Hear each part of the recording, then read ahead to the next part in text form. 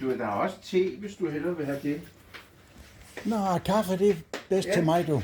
Se, det er dejligt indisk mad. Okay.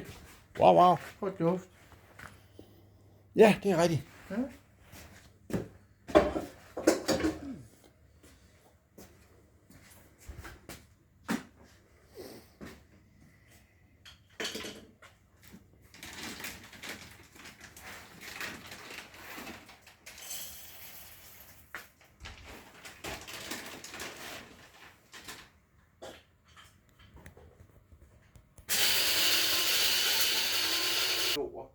Fordi man har seksualiseret selvfølgelig radioen, alle de unge, så er det mere eller mindre af mange er parat til at gøre et eller andet. Ikke? Det er virkelig uhyggeligt. Der er ikke noget værre end at sælge sig selv. Nej da.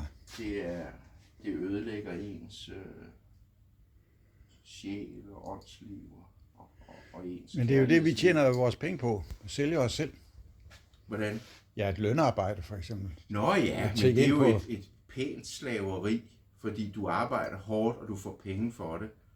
Ja. Så bliver du så plyndret af skattemyndighederne og afgifter lige og moms. Men det er jo ikke noget uetisk. Du gør jo din indsats med respekt for dig selv. Jo. Og man får af arbejdet adler, som man siger. Selvom det er jo et slaveri, fordi vi bliver malket af staten og moms. Men i stigende grad, der er lønarbejde, det er jo en form for moderne slaveri.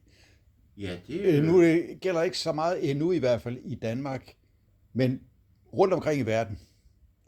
Der bliver lønningerne mindre og mindre, især i forhold til pristallet. Ja. Og folk de knokler afsted, og de kan knap nok klare dagen og vejen. Nej, det kan de ikke. Dem, der laver vores t-shirts og vores modebukser og hvad folk har. Præcis. De får ingenting for det.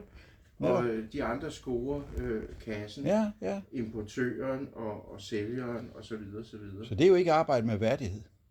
Nej, det er ikke arbejde med værdighed. Nej.